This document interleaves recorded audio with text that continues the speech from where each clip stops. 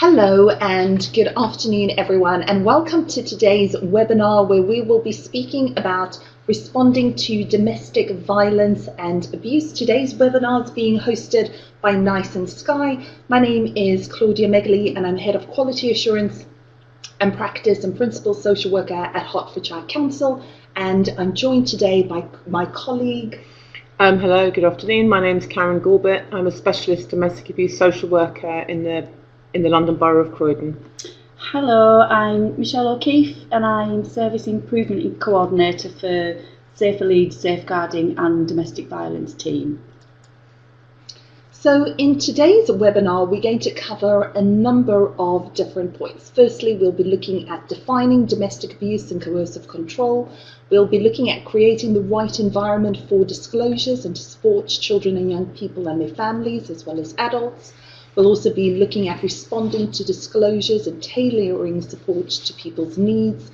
We'll also be discussing trauma-informed approaches and domestic abuse and children. We also have a specific case study as well as feedback from a service user. We'll also be speaking about the safeguarding partnerships within local authorities and how they support domestic abuse strategy, as well as examining the new domestic abuse bill. So in today's seminar, we're going to cover a number of different issues, and these issues are linked to different guidance as well as quick guides from NICE. So you'll be able to see that on the slide in front of you. So just starting initially with domestic abuse and how prevalent is domestic abuse. So just to highlight some statistics very quickly. So in the year ending March 2019, we saw an estimate of 2.4 million adults experience domestic abuse. So we can see from the statistics that more women are impacted than men. And in terms of police recorded domestic abuse related crimes, there were 746,219. It also highlights that in terms of domestic abuse related crimes, we are seeing an increase.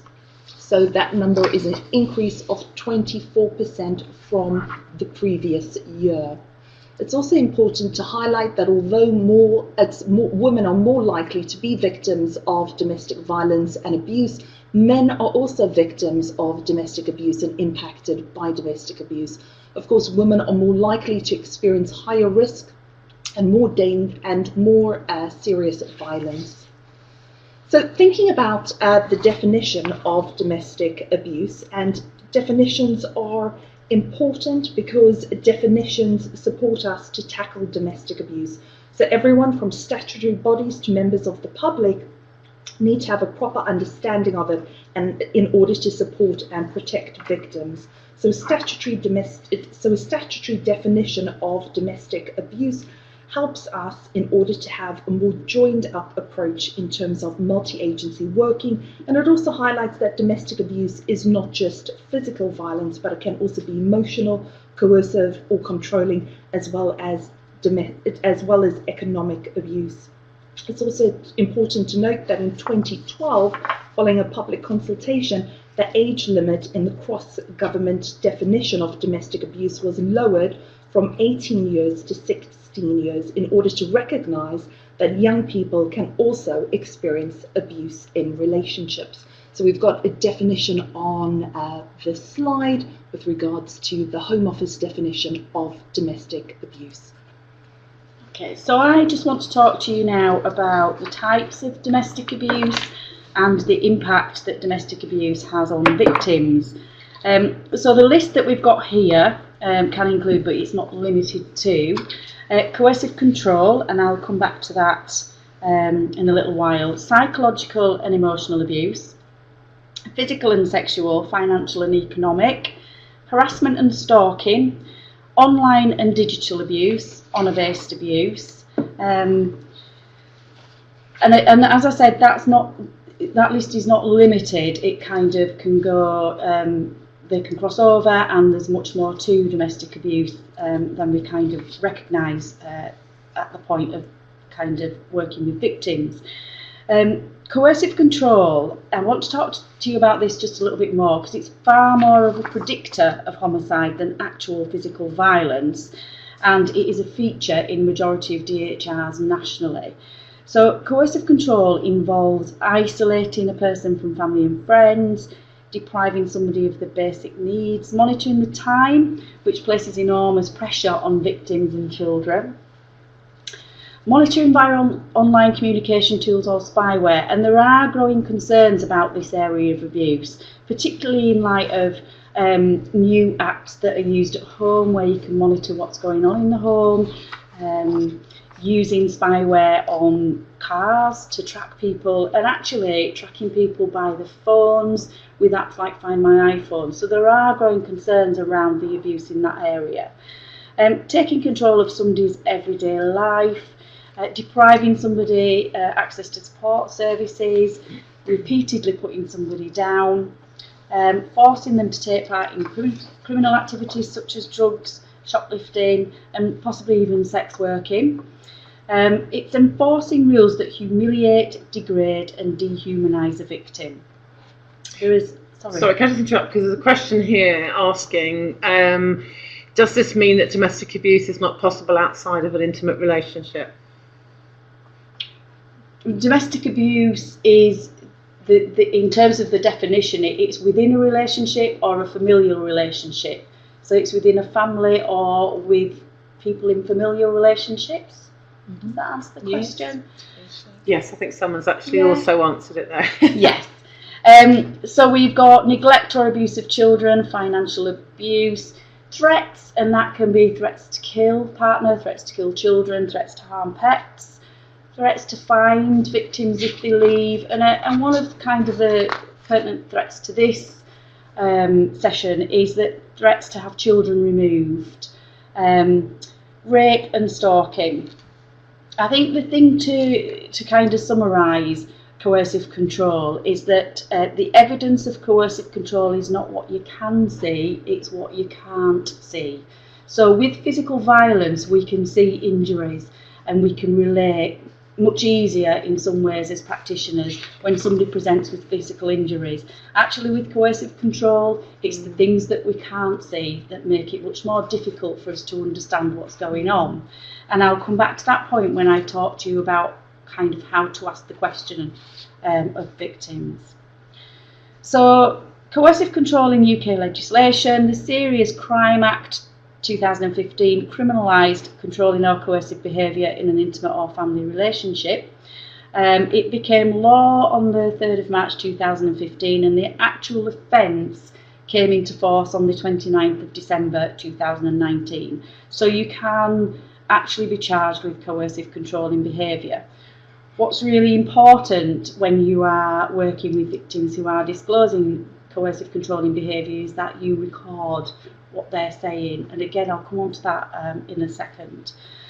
Just before I move on to the next slide, I just want to kind of quickly give you an example of how coercive control might impact on a victim and how they might present. Professor Biderman studied the methods of torture that were used on prisoners of war in Korea. And after the war, in particular the Americans, were so concerned about the prisoners of war who were so dependent on the captors, they instructed Professor Biderman to study the methods of torture that had been used. And what he found was that if those prisoners were degraded, deprived, humiliated, isolated, occasionally indulged, then over a relatively short period of time you would end up with complete compliance from those prisoners of war. Some years later, Diana Russell, who wrote a book called Rape in Marriage, during the course of her research and speaking to many women who disclosed rape in marriage and domestic abuse, what she found was that they were describing in their relationships very similar methods that Professor Biderman describes in his chart of coercion.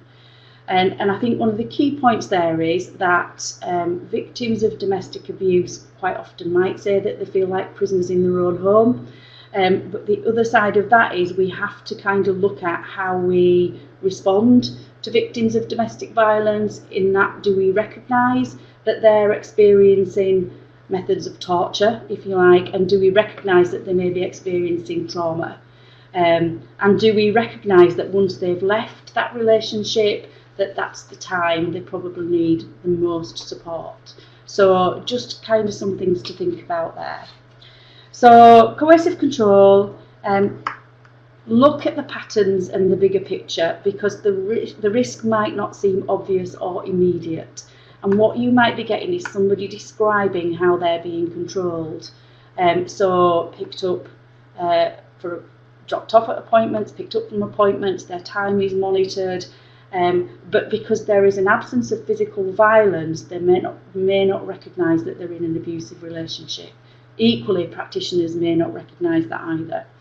It's ongoing and chronic. The impact is cumulative, and victims are likely to seek help repeatedly.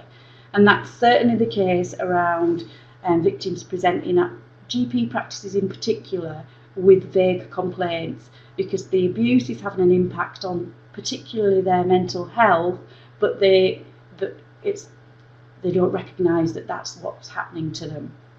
And the abuse can be normalised by victims and services. So Evan Stark, 2007, what he said was that not only is coercive control the most common context in which women are abused, it's also the most dangerous. And that's certainly reflected in the domestic homicide reviews.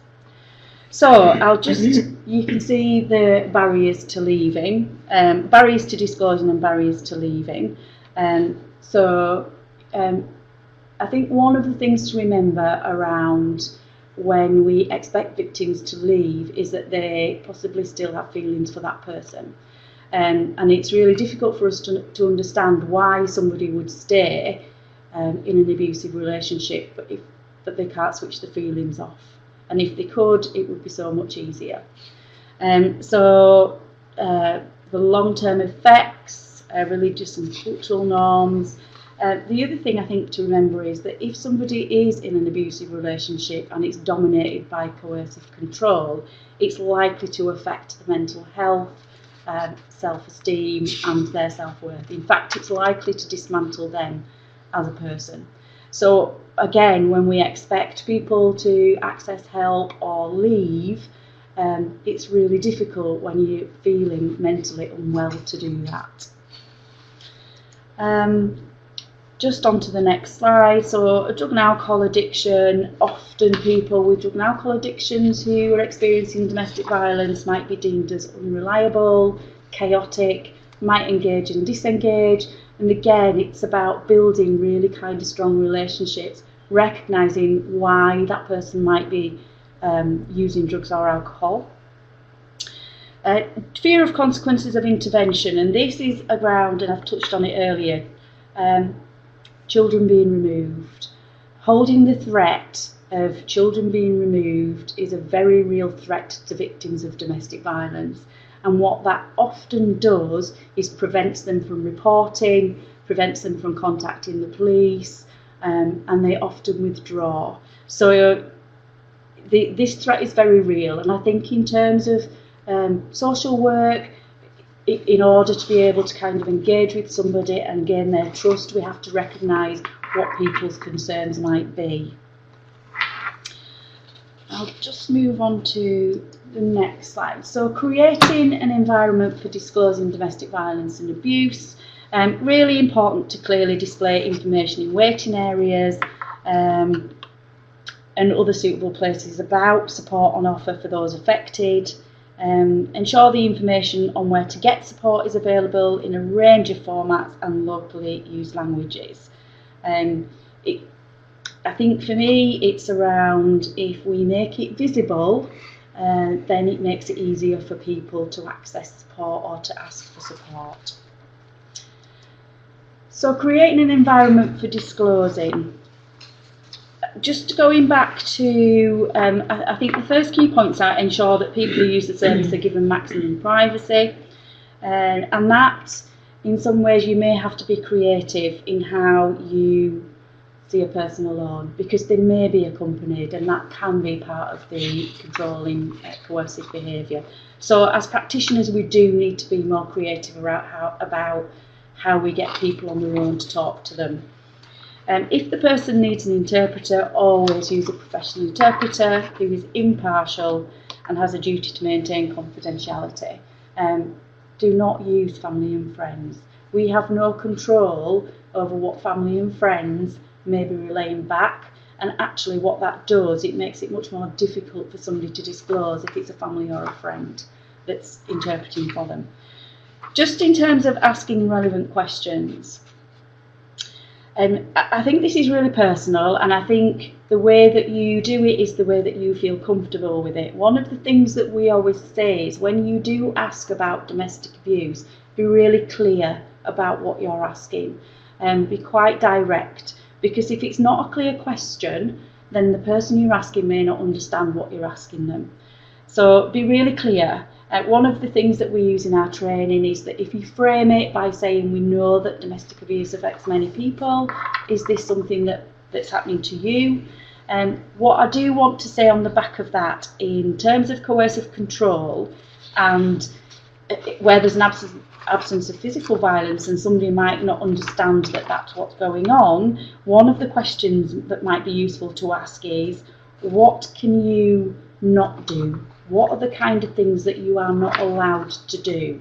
Because asking what the perpetrator might do can be really confusing, because if you start saying, well, I'm dropped off at my place of work and I'm picked up, that might be seen as a really generous gesture, but actually that could be all part of the control. So if you reframe that question to what kind of things can't you do in this relationship, it's likely to kind of get the person thinking about that. And just kind of going back to what I've said, the evidence of coercive control is not what you can see, it's what you can't see. So responding to disclosure, ensuring the safety of a person who's made a disclosure and anyone who may be affected is the priority, including children. And making sure that you're aware of data protection. And I just want to add a caveat to that. I think data protection can become a barrier to information sharing. And actually, certainly in the domestic abuse arena and high risk, information sharing is critical. So there are ways that can be done effectively, but I think kind of hiding behind GDPR and data protection is unhelpful. Ensure that you know about getting consent from people to share their information, telling people when and with whom their information will be shared, and when it may be necessary to share information without their consent in order to keep them safe. And certainly that's true if a case was going into the MARAC. And whilst you would always seek to obtain consent, you can refer into MARAC without consent. What I would say is that I would always tell the person that that's what you're doing and why you're doing it. So, responding, continued, share information with specialist services, consider the type of support needed, so both immediate and longer term. And again, the longer term support goes back to where you've dealt with the high risk, it might have gone to MARAC, the risk is now reduced because she's left. Separation is always a high risk indicator, having said that, but then once somebody is trying to move on with their life, it's really, really important that they have the right support longer term. If a person appears to have additional needs, then associate with alcohol, drug misuse or mental health, offer to refer them to the relevant service as well as to domestic abuse services. And it's always better if you've got joined up services rather than agencies working in silo with people. Record your discussion and the actions you've agreed. And again, I just want to go back to when somebody's not describing that they're being assaulted on a regular basis, but they are describing what looks to be coercive controlling behaviour, that you record what they're telling you. And the other thing is around, if you feel that something's just not quite right, then use professional curiosity. Because quite often when we think something's not quite right, generally it's not. Okay, so the next 3 slides are just really thinking about helping people who find it difficult to access services, and obviously there's a practical element to that, and we need to be thinking about people's needs and meeting their needs in our intervention. But our assumptions professionally can also affect the way that we respond to domestic violence and domestic abuse. People will make assumptions that this is a phenomenon that only happens in straight intimate partnerships or straight families. There isn't so much evidence around sort of lesbian and gay, bisexual and trans people relationships, but that doesn't mean to say that that power and control is not present. It's important to hold that in mind. It's also important to hold in mind our own unconscious biases. Do we have a notion in our mind about what a victim may look like, or what does a perpetrator look like? How do they present? Are they always living in poverty? It isn't possible for someone who's successful or middle class. And that's simply not right. The evidence would not support that. Power and control can exist in all manner of relationships and family environments. It's to be alive to notions of honour and shame as well, as to whether someone may be hampered in any way in talking to us, or whoever we are as professionals, and thinking, is there something happening for that person, perhaps around their gender identity or sexuality. So I think it's bearing in mind everything we've spoken to before about the barriers. They're not just in terms of fear, because I think that's very much what was said, but there are assumptive barriers, discriminatory barriers, and it's important to bear that in mind. Similarly, the next 2 slides are sort of linked in terms of someone's ability to engage with us, to tell their story. Again, we've talked about fear as being in the way, and the previous slide also should really be a sort of flag for us to think about how is someone presenting and how are we responding to that. We've talked about mental health becoming diminished if we are a survivor of domestic abuse. That's important to bear in mind. We need to bear in mind what pressure and influence and duress may be ongoing, not just in terms of their lived experiences at home, but their ability to make safe decisions. And that may be from the partner, it may actually be from family. If you think about some families from certain cultures, the extended family, the community, all of that's very, very, very influential. And one has to bear that in mind. And we have to move to think, how can we support this person to think more safely, or to even receive the information that we're trying to share and the reassurance we might be providing. Again, that's often the case, I think. Some perceptions are distorted in coercive relationships, and a big one for families and parents particularly is that any involvement by a professional, or certainly from the local authority, that this is going to mean removal. One should take a personalised approach. I think, in my experience anyway, and I think that's probably shared by my colleagues, lots of assumptions can be wrongly made on the back of perhaps a survivor's inability to make decisions, despite what we know about the fear, and also about their presentation, because it's not my experience that people find it easy to identify the behaviours that they are experiencing. In fact, that's a very big message that comes from domestic homicide reviews, that we as professionals need to know that often the victims and the children have no awareness of the situation that they're in. We also know that we as professionals struggle to identify coercive control, to have those skills.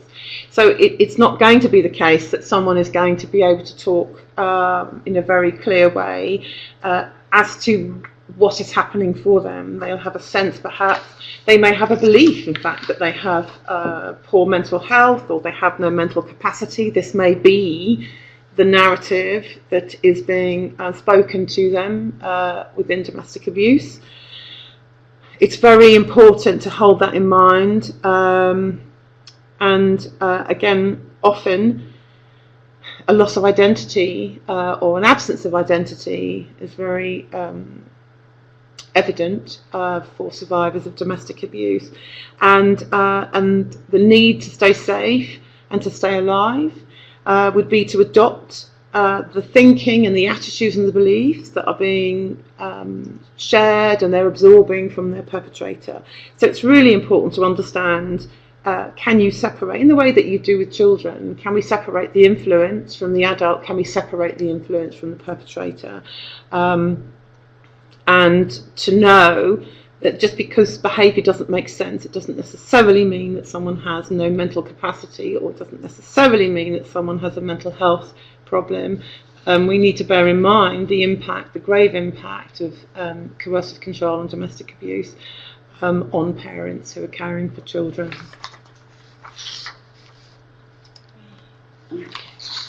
So I just want to talk briefly about trauma-informed approach, and I don't actually think this is a new concept. I think we have, practitioners have been working in this way for a long time. We've just named it, and I think we do need to have kind of more awareness around, when we work with victims, the kind of trauma that they may have experienced or are experiencing, and how that influences how they function, essentially.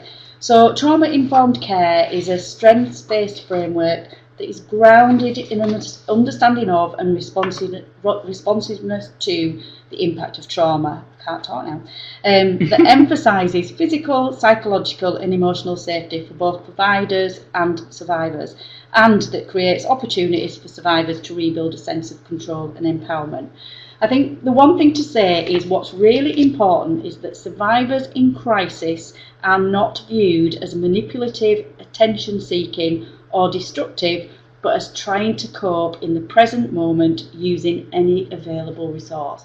And I think it's really key to kind of think about that. So, Substance Abuse and Mental Health Services Administration. So according to SAMHSA, individual trauma results from series of events or set of circumstances that is experienced by an individual, which can be physically and or emotionally harmful or threatening, and that has lasting adverse effects on the individual's functioning and or past social, emotional or spiritual well-being.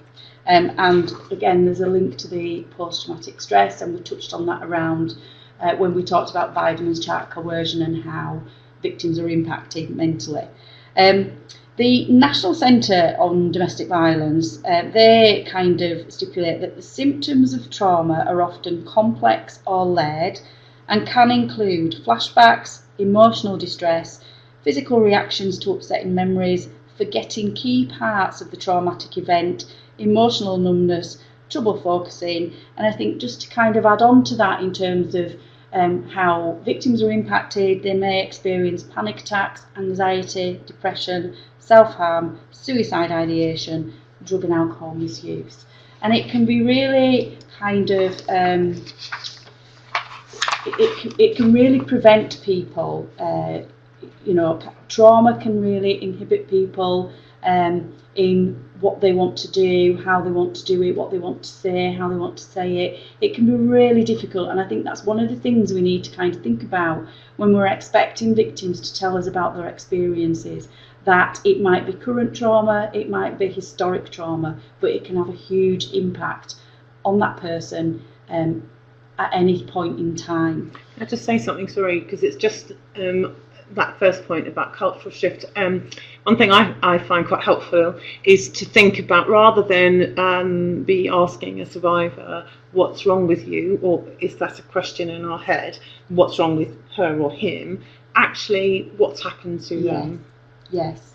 Yeah, and I think that's a really useful reframing the question, as we would with coercive control. Right, yes, saying what's happened to you. Yes, because there's a parallel actually between, if you think about, that would be a narrative often that a perpetrator might be saying to the survivor, you know, in terms of gaslighting and crazy making behaviour. You'll often get, won't you, as part of the abuse, you're mental, you're mad. And, you know, we're in danger of competing or sharing that narrative if we have in our mind what the heck's wrong with this person. But actually, if we shift, as that slide says, to think about and ask what's actually happened to that person, then we're not competing in that way, and that may well get us to a much safer place, you know, for further assessment. Absolutely. And I also think thinking about kind of cognitively that trauma and how that impacts on thinking and narratives and that recall of information or the recall of memory. So people that experience a traumatic event, the first retelling compared to the second retelling of the event can sometimes be different. And the reason why it's different is because it's been so traumatic that certain parts aren't always remembered and are remembered later.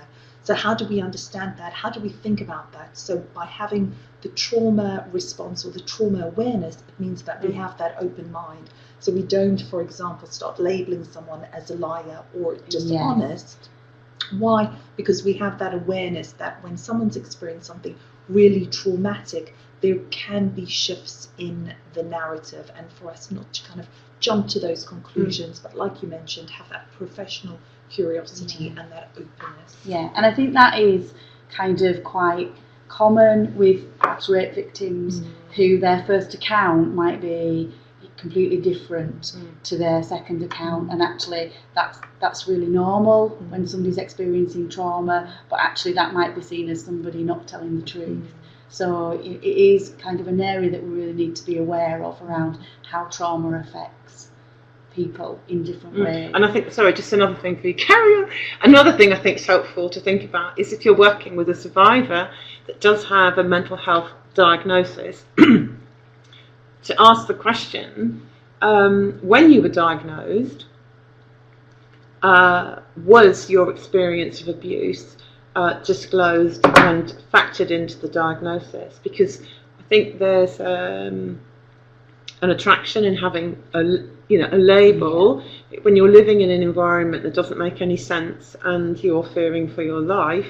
If there's an explanation, you know, we're often seduced by that. But the explanation of a mental health diagnosis, when in fact trauma is a normal response to psychological distress, may not be the right intervention, and it then blindsides us to the reality of what's happening. Yeah.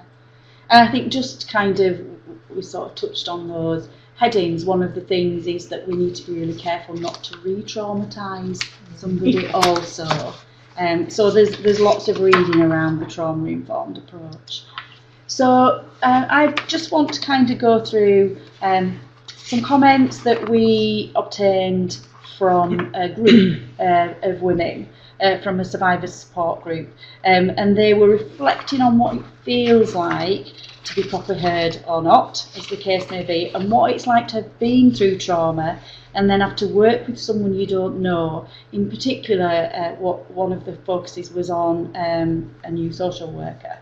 So their key points were: remember that they feel isolated and anxious, and possibly a whole lot more, kind of looking back on what we've already discussed. Pay full attention to the person that you're trying to help. Professionals should work together when needed, and that goes back to around kind of a wraparound approach rather than working in silos. Because what you then get is a victim having to tell the same story over and over again to different professionals. Would like feedback from MARAC, and that might differ in different areas. Professionals don't always understand how complicated being in an abusive relationship is, so just saying just leave or just call the police isn't always helpful. And again, for me, that practitioners who have domestic abuse training certainly go away kind of with that point in mind that's not something they would say after the training. And in multi-agency meetings, women and men are often judged by different standards. For example, if a child's dad attended one meeting, he would be really praised, whereas if the mum attended all of the meetings but missed one, she would be judged harshly. And so there are some really kind of important views, I think, that need to be listened to around how victims are feeling. Just two things. I spoke to a survivor before I came down to do this webinar, and two key points, because we've not got a lot of time, that she wanted me to share. Certainly one was around, in terms of her daughter died, her daughter was murdered, and one of the key agencies that were involved was Children's Social Work Service, and one of the key messages that she would like is that practitioners are trained in recognising coercive controlling behaviour, because that thread ran through her daughter's life and wasn't picked up. Her partner used it as a stick to beat her with, and it just became impossible for her. She was told that this man shouldn't be in her life. He was continually calling, contacting, harassing, saying that he was coming, making phone calls, anonymous phone calls, saying that the children weren't being looked after, and it really did feel that she was in a position that she was just backed into a corner. This is her daughter. The other thing that I felt was really important was when Children's Social Work Service were involved in her case, there was an allegation that one of the children had been hurt by her partner, who wasn't the father of these children. And in order to establish what was going on, alongside the coercive controlling behaviour and physical violence that she was being subjected to, the social worker at one point asked her, was he ever left alone at any time with the child? And she said no. Now, her mum believes that if that question had been reframed to something like, did he ever go upstairs on his own when the children were in bed? Did he ever go upstairs to the toilet? That she might have felt she could have answered that question. So again, just thinking about reframing questions, I hope that kind of makes sense. So yeah, those were the 2 points that she kind of really wanted to impress, was that you need to understand, coercive controlling behaviour makes it very difficult for people to make decisions and protect themselves and their children, and that questions need to be, kind of reframed in order to be able to help people to answer those questions honestly, without feeling that this might make the situation worse. So in terms of thinking about the impact on children of domestic violence and domestic abuse, these are statistics. I would say that that's probably not the full picture. But even on these statistics, I think I worked out in our borough on that 1 in 5. I can't remember. But I think it's over 20,000 children. So that's quite an interesting thing to think about in your respective, environments. Statistics from Safe Lives would suggest, how many children are living in high-risk domestic violence. And again, we've made clear that that isn't something that's going to be easily visible. We're talking about coercive control. It is more reliable in helping us understand about future homicide than physical abuse. And also the statistic from the NSPCC that a third of children who are experiencing and traumatised by domestic abuse do experience other forms of abuse. I think that's interesting, when we think about how children are adversely impacted by domestic abuse. I think we as professionals get sort of challenged by that, as do families, would we expect to see, in the same way really, when we work with survivors and perpetrators, would we expect to see a certain presentation or behaviour or a comment to tell us they're being harmed? And actually the answer is no. We're clear that children, well, the law helps us, and we'll talk a bit about that in a second, but the children are impacted short-term and long-term. We know those adverse childhood experiences of experiencing domestic abuse, not just seeing it, but hearing it or being aware. The black eye is less a symbol as it used to be of domestic abuse, but obviously children do pick up the anxiety and trauma of their parents. They do pick up those tensions in those environments. So these are all adversely affecting them. And one of the long-term, as young sort of adults and even in later life, children and young people, if exposed to domestic abuse, may go on to experience that in later life in their own relationships. These are some of the there's a lot of things, adverse impact upon children, and I guess it's here for us to be aware in our work. If we're working with a family and we understand some of these physical symptoms, it's very easy to look at physical explanations, and perhaps in terms of if we have temper tantrums and problems at school for children, looking at if they have a problem. It's very much like the trauma approach, what's wrong with them rather than what's happening to them. I think that question is very live when we're working with children. Again, here is some of the behaviours that would indicate, or the kind of consequences of children. Certainly lowered sense of self-worth, being able to live with it, living in that environment. I think children are learning at school right from wrong, and children learn, young people learn that we don't hurt people's bodies and we don't hurt people's feelings. It's very harmful emotionally to be living in an environment where that is happening, and it's particularly difficult for children, in my experience, who it's not going to be spoken to in the home. They won't understand that perhaps one of their parents is not there because this is their choice. They are there perhaps under duress, out of fear, but what's being mirrored to the children is that this is sort of normality, and that causes huge dissonance for children, and that can be internalised or externalised in a number of ways. I think it's very important to understand all the ways children can be adversely impacted. For me, it's quite simple. If you look at section 31.9 of the Children Act, which is, I think, the next slide, it's important to think about how to talk to children. It's important not to be able to introduce risk. It's important not to put the blame on them, to be disclosing what's happening in the home if we have a parent too fearful to tell us.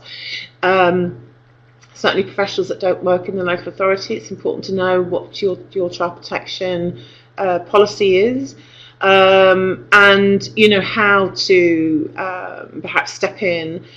It's also to be aware that it's going to be very difficult to assist and intervene with a child and young person if we haven't got any adult understanding or responsibility taking, because in fact the confusion is just going to continue. This, making sense is not going to happen at home, and in fact it may become even more intolerable for children. The reference is there. This is lifted actually from the Working Together agreement. It's also, if you're based in London, this is from I think it's chapter 28 in the London CP procedures. It's no question. It states it in legislation. Children suffer emotional harm, psychological maltreatment if they see or hear the ill treatment of one to another. It doesn't state frequency. It doesn't state nature. It literally says if you are experiencing the ill treatment of one to another, then you're harmed, and that's the evidence we have. Trauma is very similar to children as it is for adult victims, and there's another list there of all the ways that children are harmed. This this slide was just really some thoughts. Again, you can access Working Together, and you can access London CP procedures. They have some suggestions about communicating with a child, but I guess this slide is really just how can you neutrally talk to a child. It's important we understand their experiences, their fear and their worry, but it may not be being spoken to at home, and actually there may be some difficulty if we start locating our sort of professional concerns in one of their parents and talk to the child about, we're worried about daddy or mother. Actually, it's important to talk very neutrally about what we're worried about without burdening this child, who may have to be accountable with their parent. And just to say, because it was a question, yes, you can access these slides afterwards. And just on this slide again, I mean, you as a practitioner would know your family, your children best as to where you may locate your questioning. You may use some scaling questions to understand their experiences.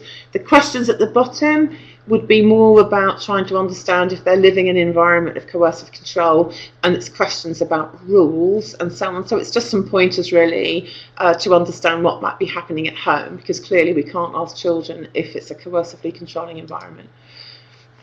Could I just very quickly, on the back of one of the comments that talks about seeing children becoming perfect children, I think that's a really valuable and valid point, because we talk about children being resilient, and actually, is that a good thing, that children are resilient in the face of domestic abuse and witnessing and experiencing it? So I think we just kind of have to rethink that, the way that we talk about, well, these children are very resilient, and actually that's not healthy, and I don't think that kind of makes for healthy adults as well, you know, when they become adults. So really important point about children become perfect children, and that in itself would be a concern. I think all of the comments are really interesting, and this idea of the child becoming a perfect child, I think it's also quite an open-ended discussion for us to think about, because displaying those symptoms of being perfect, is that resiliency, or is that a defense mechanism or a coping mechanism, so that because they feel shame and they feel blamed and they feel very fearful and very anxious, and of course they would feel that they would feel powerless, and they'd feel that they don't have any control over the situation, and perhaps acting in that manner makes them feel that they have more control. So in terms of the behaviours and the displaying of behaviours, it's really quite complex, and we have to think about it in a contextual manner, and we also need to think about it from a child-centred manner. And I think, you know, all of the comments so interesting and so fascinating, and many people have been speaking about the importance of having a multi-agency approach, not working in silos, and the importance of context and being able to unpack the complexity that comes with domestic abuse. So this part of the presentation, I'm going to speak a little bit more about partnership working, as well as safeguarding partnerships that every local authority will have. Because in terms of domestic abuse, it's really important that there is a strategy and engagement of how do we work with domestic abuse within the organisation, and that should run right through the organisation. So, for example, in Hertfordshire and many other local authorities, because of course it's a statutory requirement, local authorities now have safeguarding children's partnerships. And safeguarding children's partnerships work together in order to support and create strategies. So, for example, in Hertfordshire, domestic abuse remains one of our key priorities as part of the safeguarding partnership. We also have an executive group, and this consists of the local authority, police and CCGs. So this enables us to work across agencies in order to focus on improving identification, assessment, as well as response to domestic abuse, and raising awareness, as well as trying to reduce the prevalence of honour-based violence, female genital mutilation, modern-day slavery, tracking forced marriage as well as domestic abuse. And we spoke about statistics earlier on. It's also important to highlight that nationally we're seeing an increase in domestic homicide incidences, and currently it is nationally at a 25-year high. So in terms of the Safeguarding Partnership in Hertfordshire, it's a partnership that works together, and we have a number of different manners in which we support practitioners and managers in order to think about domestic abuse and in order to create that good multi-agency working. So for example, we have forums, conferences, we have joint training for our colleagues to work together on domestic abuse. We also have a think family approach. So some people have been talking about the whole family and the importance of the family context. So we have that approach, and in terms of a partnership, we work in partnership in order to raise awareness. We also run a number of different campaigns throughout the year. So colleagues, Karen was also talking a little bit, as well as Michelle, was talking a little bit about online safeguarding and technology. So we know that online platforms are increasingly being used to perpetrate domestic abuse. So online domestic abuse can include behaviours such as monitoring someone's social media, their profiles, their emails. Domestic abuse can happen over platforms such as Facebook or Twitter. It could be something like sharing intimate photographs or videos without consent or permission, and it could also be using GPS locators or spyware in order to monitor or harass someone.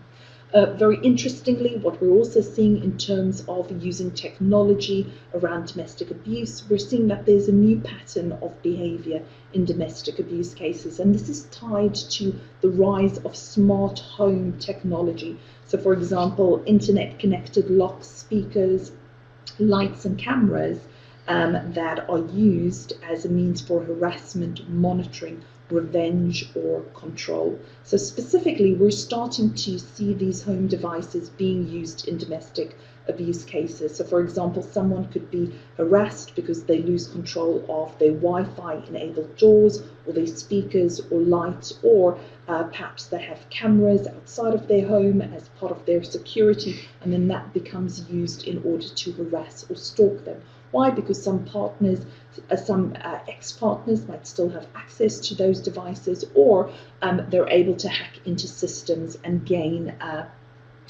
access in a different manner. So just thinking about some of the data around online safeguarding and domestic abuse, what we're seeing is that conviction rates for sharing intimate images without consent, so this is also sometimes referred to as revenge porn within the media, it shows that out of 464 prosecutions for this offence, 86% were flagged as being domestic abuse related. So one of the most common ones is revenge porn, showing intimate photographs, and this often happens after a romantic relationship has ended. And when Burris and Stout did research into this, what they found was the reason for sharing some of those images was in order to control the victim or to punish the victim. We often see a pattern of behavior that emerges, so someone could use revenge porn as well as sextortion, and one of the key themes is always around power and control. And 1 in 5 women and 1 in 10 men report being stalked at some point in their lives, and increasingly that stalking is now taking place online. And in terms of some research around this, Women's Aid did some research in 2014, and what they found was that there was an increase in online abuse, and often offline abuse would accompany online abuse. Online abuse is very pervasive because it feels very difficult to get away from it. It feels like someone is surrounding you 24/7 with the abuse, especially if someone has left their partner. Also, research highlights that there are an increase in direct threats towards victims, especially if they've left someone, and they often use multiple platforms in order to direct threats, and often use a strategy of continuing to do that harassment over months and years. We were speaking about the negative effect that has on someone. It can also result in them feeling rather socially isolated, because if we think about relationships and connections and how we're using social media and technology more in order to connect and stay connected, and of course, unfortunately, individuals that experience harassment in this way often tend to want to withdraw from that, and can often result in being isolated. Something else that's also important to highlight is that we now have the Domestic Abuse Bill, and this is quite an important bill. In fact, it's a landmark legislation because it raises awareness around understanding domestic abuse and its impact. And the bill extends the definition of domestic abuse to include economic abuse. And this is really important, as well as a significant step forward in order to support individuals who have experienced domestic abuse. But as colleagues have already mentioned, there are many barriers to reporting, so ranging from coercive control to social stigma, as well as pressures within the community. The Domestic Abuse Bill, it also prohibits perpetrators from abuse. It also prohibits perpetrators of abuse from cross-examining their victims in person in family court. And in terms of the bill, it also puts an onus on local authorities to publish their strategies and to set their strategies out in detail. Councils will also have a statutory duty to provide safe accommodation for victims of abuse and their children. In terms of this requirement, it's an important requirement. Of course, there's also resource allocation implications. So services will be given a 15 million funding boost in 2020 and 2021. And of course, in terms of the Domestic Abuse Bill, some of the impact could be that we see an increase in referrals and a greater demand on services. Also, something that's really important is housing security. So it's critical for health and well-being. And again, councils will need to create a strategy around that and how they support victims more holistically and more comprehensively when they're fleeing domestic abuse. So we're seeing that government would be putting, we hope that government would be putting some money towards that. So in terms of the upcoming spending review, it would be important that we champion domestic abuse. So I'm the chair of the PSW network, and in terms of putting forward a position paper, we'll certainly be putting forward a position paper, and one of the key priorities or aspects that we'll be noting is around the importance of domestic abuse. So our webinar is coming to an end. So we'd just like to highlight some of the links and further information from the NICE guidance that you can view on the slide, as well as some additional resources.